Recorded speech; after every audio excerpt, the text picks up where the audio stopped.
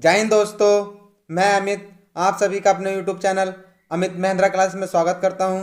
आज की इस वीडियो में हम देखने वाले हैं जो हमारी सीरीज चल रही है यूपी पीसीएस जो 11 अक्टूबर 2020 को पेपर हुआ था। गाइस, आपने अगर पिछली वीडियो नहीं देखी है तो आप जाकर उन पिछली वीडियो को देख सकते हैं। तो चलिए आज फर्स्ट क्वेश्चन देखते हैं इस वीडियो का, और उस सीरीज का हमारा 97वां क्वेश्चन है। तो क्वेश्चन ये है फर्स्ट, निम्नलिखित में से कौन सा वैश्विक ताप वृद्धि यानी ग्लोबल वार्मिंग का प्रभाव है, यानी कि इम्पैक्ट ऑफ ग्लोबल वार्मिंग। समुद्र जल तल का बढ़ना, यानी कि हिमनदी का पिघलना, बीमारियों का फैलना, प्रवाल भित्ति का विरंजन होना। तो अगर इसके हम कूट देखते हैं, एक दो तीन तीनों सही है, दो तीन सही है, एक दो तीन चार सही है, एक दो तीन चार यानी कि सभी सही है। तो आंसर है इसका डी, यानी कि सभी ग्लोबल ग्लोबल जो वार्मिंग है उसमें का जो इम्पैक्ट है वो इन सभी पर पड़ता है। व्याख्या देखते हैं। वर्तमान में मानवीय गतिविधियों के कारण उत्पन्न ग्रीन हाउस के प्रभाव स्वरूप पृथ्वी के दीर्घकालिक औसत तापमान में हुई वृद्धि को वैश्विक तापमान कहा जाता है। वैश्विक तापमान के प्रभाव निम्नलिखित हो सकते हैं, जैसे कि आप देख सकते हैं, समुद्र जल तल का बढ़ना, हिमनदी का पिघलना, बीमारियों का फैलना, प्रवाल भित्तियों का विरंजन होना, नदियों में बाढ़ आना, वर्षा प्रतिरूप में परिवर्तन और पर्यावरण में वृद्धि। जो ग्लोबल वार्मिंग है ये बहुत ही ज़्यादा खतरनाक है ऑल ओवर वर्ल्ड के लिए। नेक्स्ट क्वेश्चन देखते हैं, क्वेश्चन नंबर 98। निम्नलिखित घटनाओं को कालानुक्रमिक क्रम में व्यवस्थित कीजिए तथा नीचे दिए गए कोड सही उत्तर चुनिए। जैसे कि फर्स्ट है रियो पृथ्वी शिखर सम्मेलन, ब्रटलैंड आयोग रिपोर्ट का प्रकाशन, मॉन्ट्रियल प्रोटोकॉल का प्रवर्तन, द लिमिट टू ग्रोथ। यानी कि इसे सही कालानुक्रम में लगाना है। इसके अगर ऑप्शन की बात करें तो ऑप्शन बी सही है, यानी कि 4231 यानी कि 4231 सही है। The limit to growth report का प्रकाशन 1972 में हुआ था। ब्रटलैंड आयोग रिपोर्ट प्रकाशन 1987 में हुआ था। मॉन्ट्रियल प्रोटोकॉल का प्रवर्तन 1989 में हुआ था। और रियो पृथ्वी शिखर सम्मेलन ये तो बहुत ही ज़्यादा न्यूज में रहता है, जो कि 1992 में हुआ था। क्वेश्चन देखते हैं, क्वेश्चन नंबर 99। वर्ष 1987 में संयुक्त राष्ट्र में पर्यावरण से संबंधित एक प्रतिवेदन की प्रस्तुति की उपरांत धारणीय विकास सस्टेनेबल डेवलपमेंट गोल पर चर्चा प्रारंभ आरंभ हुई। वह प्रतिवेदन था, यानी कि जो हमारा 1987 का यूएन का जो इन्वायरमेंट संबंधित प्रतिवेदन है, जो हमारा सस्टेनेबल डेवलपमेंट गोल से है, जो एसडीजी बोलते हैं, 17 गोल हैं। तो उसकी चर्चा प्रारंभ कब हुई थी? ऑप्शन देखते हैं। ऑप्शन ए है जलवायु परिवर्तन पर पहला प्रतिवेदन, यानी कि first report on climate change. Second है our common future, our common future. B है second report on climate change, जलवायु परिवर्तन पर दूसरा प्रतिवेदन। और डी है फिफ्थ असेसमेंट रिपोर्ट, यानी पांचवा मूल्यांकन प्रतिवेदन।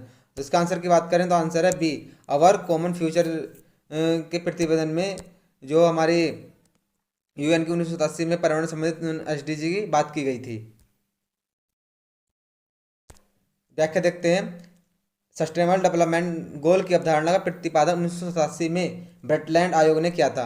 ब्रटलैंड आयोग द्वारा जारी पत्र हमारा साझा भविष्य यानी कि आवर कॉमन फ्यूचर में पहली बार सतत यानी कि एसडीजी शब्द का प्रयोग किया गया था।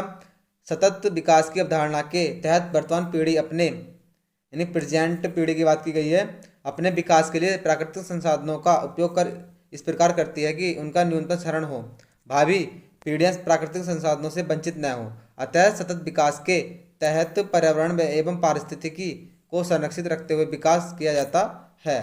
नेक्स्ट क्वेश्चन देखते हैं 100। वर्ष 1962 में प्रकाशित पुस्तक साइलेंट स्प्रिंग, जिससे विश्व के पर्यावरणीय आंदोलन को गति मिली, के लेखक हैं।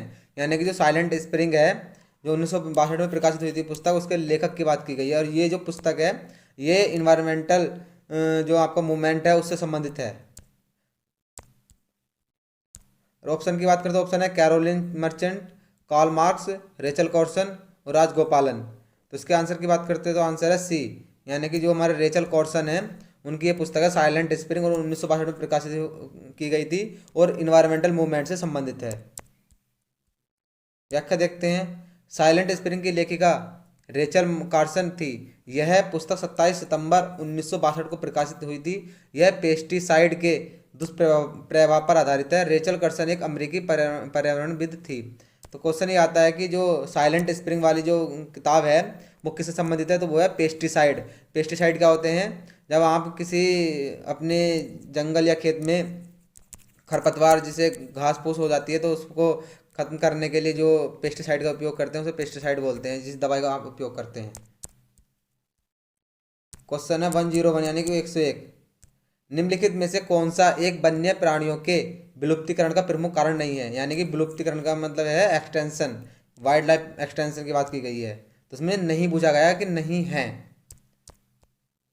जैसे कि आप देख सकते हैं ऑप्शन ए है प्राकृतिक आवास का नष्ट होना, जंगलों में आग लगा देना, सी है वन्य प्राणियों का अवैध वाणिज्य व्यापार, और डी है जनसंख्या की तीव्र वृद्धि।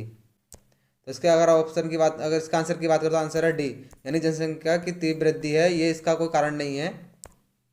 व्याख्या देखते हैं।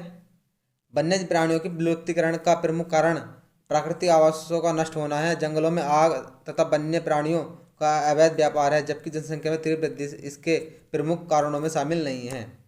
यानी कि जो जनसंख्या की तीव्र वृद्धि है वो उसके प्रमुख कारणों में शामिल नहीं है।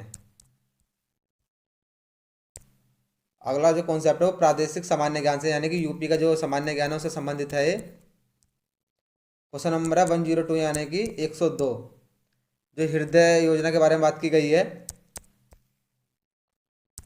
उत्तर प्रदेश के निम्नलिखित नगरों में से कौन से विरासत शहर विकास और वृद्धि योजना हृदय के अंतर्गत शामिल किया गया है या किए गए हैं? तो ऑप्शन ए है वाराणसी, बी है मथुरा, सी है प्रयागराज और डी है अयोध्या।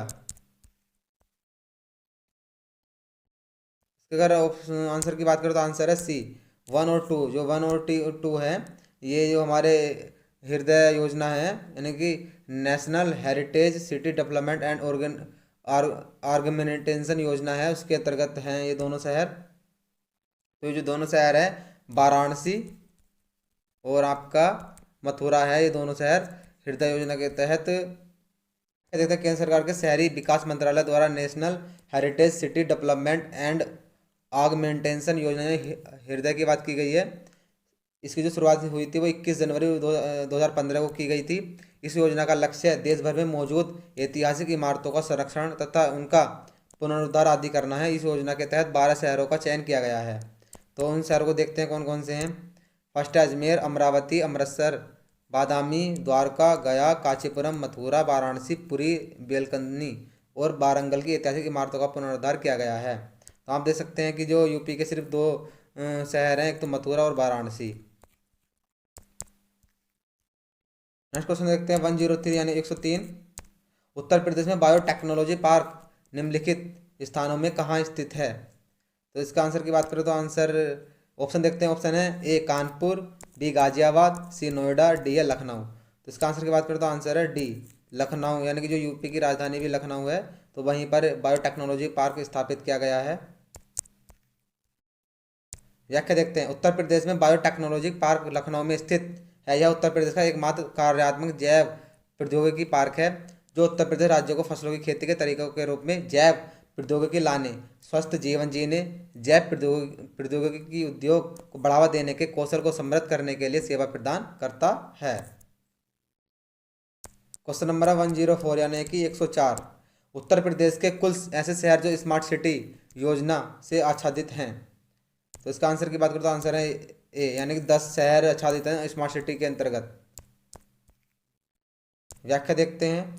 स्मार्ट सिटी मिशन 25 जून 2015 को शुरू किया गया है।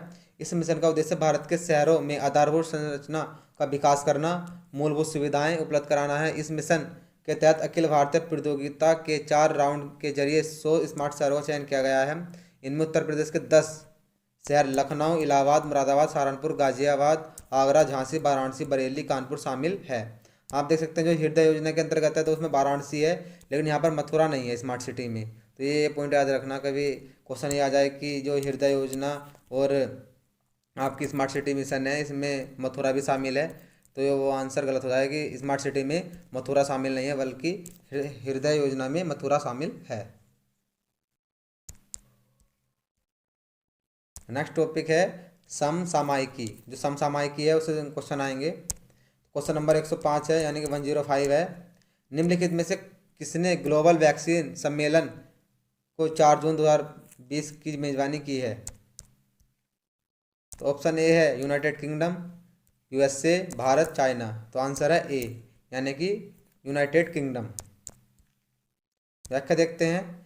ग्लोबल वैक्सीन सम्मेलन का आयोजन 4 जून 2020 को यूनाइटेड किंगडम में किया गया था। यह सम्मेलन वर्चुअली आयोजित किया गया है, यानी वर्चुअल का मतलब क्या है, वीडियो कॉन्फ्रेंसिंग के माध्यम से, जिसमें से 50 से अधिक देशों ने भाग लिया है। नंबर है 106 यानी 106।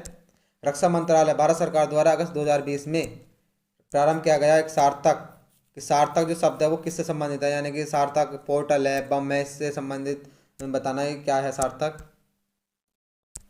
ए है स्मार्ट बम, बी है रॉकेट प्रक्षेपक, सी है ऑफशोर पेट्रोल वेसल यानी अपतटीय गश्ती जहाज, और डी है लाइट कॉम्बैक्ट एयरक्राफ्ट यानी कि हल्के लड़ाकू विमान।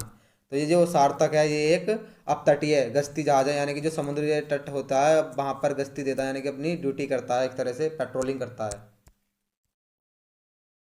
अगर इसकी व्याख्या देखते हैं, सार्थक एक अपतटीय गश्ती जहाज है जिसे रक्षा मंत्रालय भारत सरकार द्वारा अगस्त 2020 में प्रारंभ किया गया था। क्वेश्चन नंबर है 107 यानी 107। निम्नलिखित में से किस राज्य सरकार ने पशु किसान क्रेडिट कार्ड योजना का प्रारंभ वर्ष 2020 में किया है? तो आंसर क्या है इसका? और ऑप्शन की बात करें तो ऑप्शन है गुजरात, बी है हरियाणा, सी है पंजाब, डी है राजस्थान। इसके आंसर की बात करें बी, यानी कि हरियाणा ने एक पशु किसान क्रेडिट कार्ड योजना की शुरुआत की है। व्याख्या देखते हैं। हरियाणा सरकार द्वारा पशु किसान क्रेडिट कार्ड योजना 2020 में शुरू किया गया है। इसके तहत पशुपालकों को पशुओं के रख रखाव के लिए कर्ज के रूप में अधिकतम 3 लाख रुपए की सहायता दी जा रही है। यह सहायता राशि भैंस, गाय, भेड़, बकरी, सुअर, मुर्गी इत्यादि के लिए मिलेगी। यानी कि आप देख सकते हैं कौन कौन से जानवर है इसमें, भैंस है, गाय है, भेड़ है, बकरी है, सुअर है और मुर्गी है। यानी 6 टाइप के जो पशु हैं वो इस योजना के अंतर्गत आ रहे हैं। क्वेश्चन नंबर 108 यानी 108 की बात करते हैं। 27 जुलाई 2020 को भारत के प्रधानमंत्री ने निम्नलिखित में से किस स्थान पर कोविड-19 परीक्षण के लिए 3 भारतीय चिकित्सा अनुसंधान परिषद ICMR उच्च श्रेणी प्रशिक्षण प्रयोगशालाओं को वस्तुतः उद्घाटन किया है? तो कौन सी वे 3 भारतीय संस्थाएं हैं? तो देखते हैं कौन कौन सी है। जैसे कि आप देख सकते हैं नई दिल्ली, कोलकाता, चेन्नई। बी ऑप्शन है कोलकाता, नोएडा, मुंबई। सी है नई दिल्ली, कोलकाता, मुंबई, और डी है चेन्नई, दिल्ली, मुंबई। और इसका आंसर की बात करें तो आंसर है बी। आंसर जो इसका बी है, यानी कि कोलकाता, नोएडा और मुंबई, ये 3 सिटी है जहाँ पर इनका उद्घाटन किया गया है। व्याख्या देखते हैं। 27 जुलाई 2020 को प्रधानमंत्री नरेंद्र मोदी ने कोविड-19 परीक्षण के लिए उच्च श्रेणी प्रशिक्षण प्रयोगशाला का उद्घाटन वीडियो कॉन्फ्रेंसिंग के माध्यम से किया था। ये प्रयोगशालाएं भारतीय आयुर्विज्ञान अनुसंधान परिषद ICMR के अंतर्गत नोएडा, मुंबई, कोलकाता में स्थित किया है। क्वेश्चन नंबर 109 यानी 109 की बात करते हैं। उत्तर प्रदेश के निम्नलिखित में से किस हवाई अड्डे को भारत के केंद्रीय मंत्रिमंडल ने 24 जून 2020 को अंतर्राष्ट्रीय दर्जा प्रदान किया है? तो इसके ऑप्शन देखते हैं। ऑप्शन ए है आगरा एयरपोर्ट, बी है प्रयागराज एयरपोर्ट, सी है गोरखपुर एयरपोर्ट, डी है कुशीनगर एयरपोर्ट।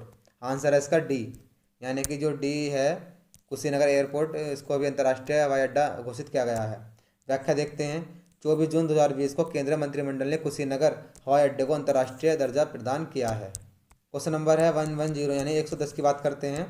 निम्नलिखित में से किस देश को वर्ष 2021-22 के लिए UN सुरक्षा परिषद के अस्थायी सदस्य के रूप में जून 2020 में नहीं चुना गया है? इसमें पूछा गया नहीं चुना गया है। तो ऑप्शन ए आयरलैंड, बी है नॉर्वे, सी है मैक्सिको, डी है कनाडा। तो इसका आंसर की बात करें तो आंसर है डी, यानी कनाडा को जून 2020 में UNSC का मेंबर नहीं चुना गया। वो भी कौन सा है? अस्थायी, यानी कि नॉन परमानेंट मेंबर की बात की गई है। व्याख्या देखते हैं। UN सुरक्षा परिषद वैश्विक सुरक्षा प्रबंधन का सबसे बड़ा मंच माना जाता है। सुरक्षा परिषद पर विश्व में शांति व्यवस्था को बनाए रखने और सामूहिक सुरक्षा के सिद्धांत का अनुपालन सुनिश्चित कराने का उत्तरदायित्व रहता है। गौरतलब है कि सुरक्षा परिषद में 5 स्थायी सदस्य होते हैं। 10 अन्य देशों को 2 वर्ष के लिए अस्थायी सदस्य के रूप में शामिल किया जाता है। हाल ही में भारत 8वीं बार सुरक्षा परिषद का अस्थायी सदस्य चुना गया है। इसके साथ ही आयरलैंड, नॉर्वे, मैक्सिको, केन्या को 2021 और 22 के लिए अस्थायी सदस्य चुना गया है। यानी कि जो भारत है उसकी जो सदस्य शुरू हुई है 1 जनवरी 2021 से शुरू हो गई है। ये 2 साल तक के लिए चुना गया है। तो इसके ऊपर मेरी एक सेपरेट वीडियो है, यूएन की सिक्योरिटी काउंसिल क्या होती है, यूएन की जनरल असेंबली क्या होती है, इन सब के ऊपर मेरा एक सेपरेट वीडियो, आप जाकर उस वीडियो को देख सकते हैं। डिस्क्रिप्शन में उसका मैं लिंक दे दूंगा, उसको जाकर आप देख सकते हैं। क्वेश्चन है 11 यानी कि 111 की बात की गई है। 29 जुलाई 2020 को भारत के केंद्रीय मंत्रिमंडल द्वारा स्वीकृत नई राष्ट्रीय शिक्षा नीति के संबंध में निम्नलिखित कथनों पर विचार कीजिए। जो हमारी नई राष्ट्रीय शिक्षा नीति आई है उसके बारे में बात की गई है। फर्स्ट स्टेटमेंट है, यह डॉक्टर के कस्तूरी रंजन की अध्यक्षता वाली समिति द्वारा तैयार की गई थी। बी है, यह विगत 38 वर्ष से लागू पिछली शिक्षा नीति को बदल देगी। तो इसमें कोड दे रखे हैं, only one, only two, C both a one और two, D neither one neither two. Option जो इसका सही है तो वो केवल एक सही है। तो व्याख्या देखते हैं। व्याख्या की बात करते हैं। नई राष्ट्रीय शिक्षा नीति भारत सरकार 29 जुलाई 2020 को घोषित किया गया। 1986 में जारी शिक्षा नीति के लगभग 34 वर्ष बाद नई शिक्षा नीति लाया गया। यह नीति अंतरिक्ष वैज्ञानिक के कस्तूरी रंजन की अध्यक्षता वाली समिति की रिपोर्ट पर आधारित है। इस शिक्षा नीति में 5वीं कक्षा तक शिक्षा में मातृभाषा, स्थानीय या क्षेत्रीय भाषा का शिक्षा के माध्यम के रूप में अपनाने पर बल दिया गया है।